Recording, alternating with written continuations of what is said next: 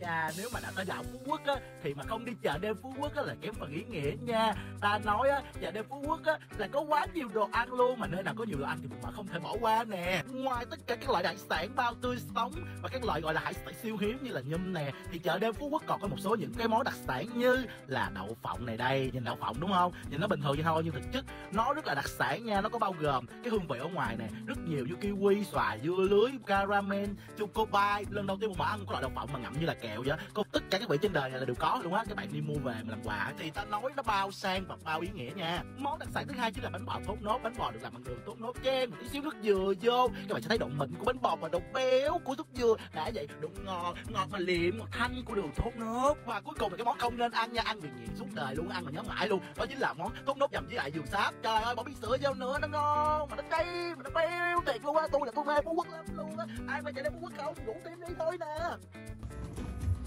Rồi em thấy sự ngu dốt khi mua cái thùng rác 500.000 này chưa? Nó không có smart vậy, anh tưởng nó tự mở, cuối cuộc nó có gì trọng gì? Tắt âm. Nó có tắt âm thanh, anh tắt âm thanh là sao? Nè em nhìn này nha. Bây giờ anh đắp cái mở lên xong. Đó đâu có tiếng đâu. Trời ơi xịn ghê không nè. Là nó hạ từ từ xuống hả? Đúng rồi, nó hết rồi đó, xong rồi. Rồi chức năng gì nữa? Rồi chức năng của nó là nó mất tiền. Nè nó có âm thanh, bởi vì nó kêu nó xịn đó. Rồi cái thùng rác này 500.000. Không nha, nó có hai lớp. Mà nhiêu tiền, thùng rác nhiêu tiền? Rác em order của một bạn ở trên group bán đồ nội thất với giá là 500.000 với thùng rác 8 lít. Đây là cái đồ ở trong một cái thùng rác. Rồi lấy ôm tối nay ôm thùng rác nổi nha. Mày ngu như con bò vậy đó anh. Mày ngu như con bò, mày ngu thùng rác 500.000. Anh không có biết công dụng nha. Anh có biết không, bây giờ ở người ta thời bây giờ là hiện đại hóa, máy móc công nghệ nhiều lắm. Mình sẽ xài những cái đồ mà nó không có công nghệ nữa, hiểu không đó. Rồi xong mình đặt. Mới đây tại phố đi bộ Nguyễn Huệ có một thanh niên có dấu hiệu ngáo tình yêu, cứ đè người yêu mình ra mà thi triển các thế võ huyền thoại.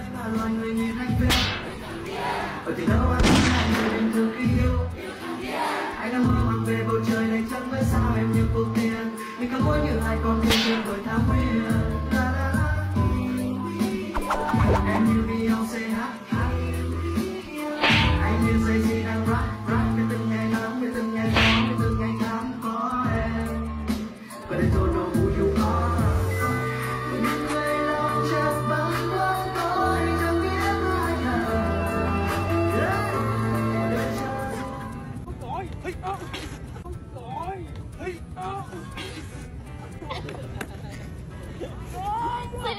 Xin chào các bạn, đây là Bụng Mỡ đây và lại là một món ăn mà khi các bạn ghé Phú Quốc các bạn không thể bỏ lỡ, đó chính là cái món bún quậy kiến xay. Giải thích về món bún quậy này là táo nằm ở chỗ là không cần phải nấu nước lèo nha các bạn, giống như là mì gói vậy đó, các bạn cứ bỏ hết và bỏ gia vị vào là ăn thôi. Còn một điểm đặc biệt nữa đó chính là tất tần tật từ sợi bún nè, rồi đến cả việc nước chấm là đều do các bạn tự tay chế biến, tự tay phục vụ, tự tay bận lên bàn để ngồi ăn nha. Điểm hay ở cái món này đó chính là mỗi người pha chế một cái nước chấm thì chắc chắn sẽ ra một cái hương vị khác nhau. Còn về sợi bún ở đây thì ta nói nha, nó nhỏ hơn, nó dai hơn cái sợi bún mà các bạn hay ăn ở chợ. Còn topping ăn kèm chúng ta sẽ có bò nè, chả mực nè, chả tôm, rồi mực nè, chấm với cái nước chấm thần thánh các bạn tự pha, bảo đảm là say đắm lòng người luôn, ăn về rồi là tương tư luôn. Mà không hiểu tại sao cái món này nha, khi ra Phú Quốc ăn mới ngon. Còn ở trong đây Bụng Mỡ ăn biết bao nhiêu hàng quán nó bán rồi nhưng mà vẫn chưa tìm được cái quán mà ngon giống vậy luôn á mọi người. Mọi người cho Bụng Mỡ một câu hỏi đi, tại sao ở Sài Gòn không ngon như vậy? Mà có dịp ra Phú Quốc ăn các bạn nhớ gọi phần đặc biệt là 65.000 nha, tại vì phải ăn cho đã thì đã cái nư đã cái tánh đó, tại vì về Sài Gòn không có cái chỗ nào được như vậy đâu.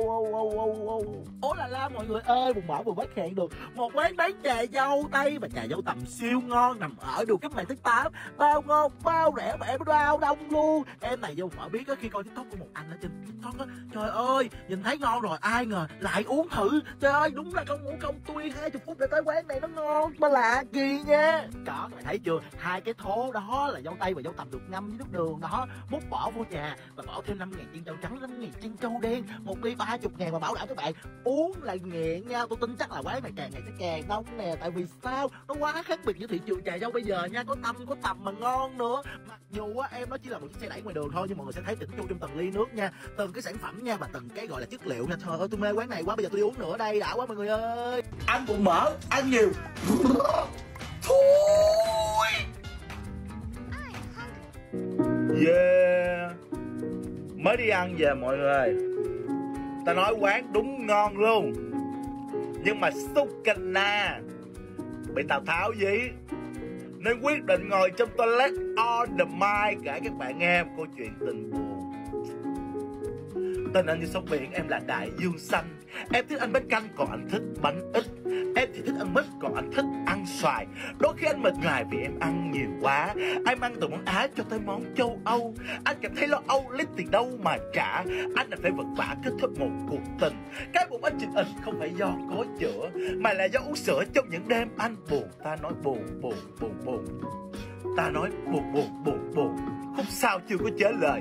Mọi người nghe đỡ nha. Buồn, buồn, buồn. Tới công chuyện thì là tới công chuyện rồi mấy mẹ ơi. Buồn cô chính này tèm đi du lịch, tèm ăn món ăn ở Đà Lạt, tèm ngẫu ra lá é quá thì phải làm sao đây. Thì theo chân bụng mỏi chỉ cho chứ ai ở không đâu mà chỉ cho bụng mỏi thì tốt bụng chỉ cho mấy má mấy ba thôi nha. Mà cái quán đó tên là Lẩu Gà Lá É Hội Ngộ, nằm ở đường Trường Sa là bậc nghề cũ đó ở quận 3 nha. Mà thật sự thì bụng mỡ không biết cái lá é này xuất thân từ đâu luôn mọi người. Có người nói là ở Phú Yên. Cái lá é này bụng mỡ thấy nhìn giống cái rau thơm, nhưng ăn cái vị thì nó hoàn toàn khác cái rau thơm mà mình ăn hàng ngày luôn á. Em nó không nặng mùi như rau thơm mà ăn cái vị nó thanh tao. Thì luôn ai mà suy nghĩ nấu cái lá é này nè với gà nè, với măng nè, với nấm nè, mà ta nói kết hợp lại thơm ngon tròn vị, đậm vị yêu thương. Và khi mọi người ăn cái quán này á, mọi người nhớ nha, em nó còn chỉ ớt xanh nhỏ nhỏ đó, mọi người bỏ thẳng vô nồi lẩu nếu ăn cay được thì nồi lẩu nó trở nên hấp dẫn luôn. Và thế là chúng ta có hai nồi lẩu, đó là lẩu gà ớt hiểm và lẩu gà lá é. Ông đầu bụng mỡ thì mà lanh dễ sợ luôn, nhưng mà thực sự bỏ vô ăn té đã lắm nha mọi người. Có gì mọi người nên ghé giữa cái thời tiết mà hay mua của Sài Gòn thì làm nồi lẩu con gì bằng, phải không nè. Bụng mỡ mẹ bệnh mua thuốc cho mẹ. Bụng mỡ lấy nước cho mẹ. Cảm ơn con. Bụng mỡ mẹ muốn ăn cháo.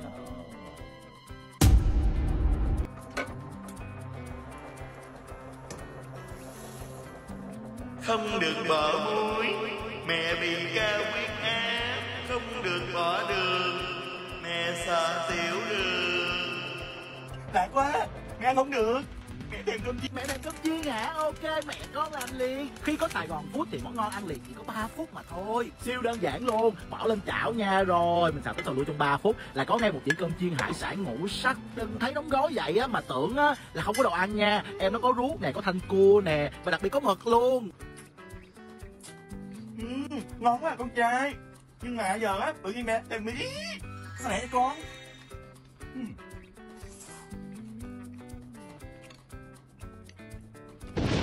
Xuất sắc thì con trai. Con nhờ ai nấu, ai mua vậy con. Sài Gòn Food món ngon chỉ trong 3 phút. Một bé bào ngư, 2 bé bào ngư siêu to, 1 bé tôm được nấu kèm đông trùng hạ thảo. Ta nói thập toàn đại bổ mà chỉ có 250k. Liệu có đốn tim mẹ bụng mỡ không ta? Mình là anh bụng mỡ, chở các bạn ăn muôn nơi. Ta nói cuộc đời của mẹ bụng mỡ á, cái gì cũng ăn rồi, chỉ có bào ngư di cá đông trùng hạ thảo là chưa ăn thôi. Nên tò mò lên mạng search thử xem ở đâu bán những thứ đó rẻ nhất và ngon nhất, đặc biệt là chế biến sẵn khỏi phải nấu nướng gì thì tìm ra. Bích Seafood có sẵn, các bạn chỉ cần lột ra và hâm nóng lên thôi. Bây giờ thì nghe là nhận xét của bậc tiền bối mẹ bụng mỡ đây. Nó dai dai không được bắt vô chúa. Các bạn thấy vẻ mặt của mẹ bụng mỡ ăn là biết là đang rất là ngon và rất hạnh phúc lắm không nào. Bây giờ thử qua ba xem. Bây giờ thì chấm cái nước chấm kèm của Bích Seafood gửi nè. Trời ơi, ba tôi đẹp trai, ăn cái miệng của đẹp trai. Đây là lần đầu tiên ba mẹ của bụng mỡ được ăn cái món sơn hào hải vị vậy đó, mà đặc biệt đó là siêu rẻ. Đúng là cái cảm giác đó mình ăn ngon không bằng dành cho ba mẹ ăn ngon quá là tuyệt vời, phải không các bạn? Còn chần chừ gì mà không thử. Trời ơi, cái quân què gì vậy? Nấm kim châm chiên giòn, rau rừng xào, nấm mối xào me, canh nấm đùi gà với cải, cơm chiên gói lá sen. Xin chào các bạn, mình là anh bụng mỡ, chở bạn ăn muôn nơi. Ông bà ta có câu, một câu nói hay bằng ăn chay cả tháng, nhưng mà bụng mỡ nói chưa hay thì thôi mình đi ăn chay nha. Đây là chủ chiên của ngày hôm nay đó mọi người, nên phải cho lên lý tí xíu nha mọi người thông cảm. Đầu tiên là em này, ta nói giòn giòn dai dai, cái vị nó có tả lắm, quệt một tí xíu tương ớt lên, ta nói trời ơi ăn cái miệng tôi chúng chín thấy cưng luôn nè. Tiếp theo là món chính cơm chiên, cơm được chiên với đậu Hà Lan nè, cà rốt nè, bắp nè, đã vậy còn có hạt sen ăn chung với cơm, bây giờ nó buồn béo béo đã lắm luôn. Còn đây là nấm mối xào me, nhìn nó giống cút lộn xào me. Trời ơi cái miệng tôi quan nghiệt quá, quan nghiệt đó. Nhắc lại là nấm mối xào me nha, nhưng cái vị không khác gì cút lộn xào me luôn. Một tô canh nấm đùi gà nấu với cải, ta nói thanh đạm vì đâu mà nước nó ngọt. Rau rừng xào, ta nói cái rau rừng này khó kiếm lắm mà quán này có thì cũng hơi bội xuất sắc nha. Cuối cùng chết miệng bằng một ly chè bách hợp, ta nói ngày mùng 1 ăn chay thật là hoan hỉ. một dĩa cơm đùi gà, một dĩa da gà chiên giòn kèm một cái ốp la, tất cả chỉ có 35k. Xin chào, mình là anh bụng mỡ, chở bạn ăn muôn nơi. Một điểm cộng to lớn mà bụng mỡ dành cho quán này chính là dầu chiên gà ta nói thay hàng ngày nên rất là sạch sẽ và hợp vệ sinh nha mọi người. Điểm cộng thứ hai là làm nên sự khác biệt của cái quán này với các quán khác là cái nước sốt Thần Thánh này đây, nhúng vào là em gà trở nên thành 10 điểm liền. Cái vị nó mặn mặn béo béo của sữa, mặn mặn của phô mai mà lem. Còn mấy ba mấy má nào nghiện da gà thì làm ơn đừng ăn quán này nha, tại ăn rồi nghiện không đi ăn được quán khác thì tội cho quán khác lắm á. Nếu các bạn chỉ ăn đơn thuần cơm gà không thì chỉ có 25k mà có đến 2 sự lựa chọn lượng. Một là phần ức gà nè, còn hai là phần đùi gà, các bạn có thể lựa chọn thoải mái nha. Còn với cái dĩa da gà thì tôi nói siêu nhiều luôn mà chỉ có 10k. Trời, ăn nó giòn rụm luôn tan trong đồng lưỡi. Đã vậy còn ướp thêm cái nước sốt lên đó. Đó, cái mặt ăn kìa, sạch xanh luôn, không chừa một miếng nào luôn, cục xương cũng không chừa luôn. Địa chỉ quán bụng mỡ để dưới comment nha mọi người. Bye. Phần tteokbokki siêu to cộng thêm vị phô mai được nấu với nước sốt chân truyền, có cả kim bắp và gà rán ăn cùng, không thể thiếu thêm kim chi và rong biển, thêm luôn chả cá kêu không giới hạn, tất cả chỉ có 69k. Liệu có làm bạn hết hồn không ta? Mình là anh bụng mỡ, chở bạn ăn muốn nơi và bụng mỡ xin được phép để đây và không nói gì, nhưng mà không nói gì thì kỳ thôi thì nói tiếp nha. Đầu tiên chúng ta mở bếp lên, bỏ một miếng phô mai lên, cho một ít rong biển rồi chờ cho em nó sôi nha. Đầu tiên thử nhẹ cái món kim bắp này xem sao.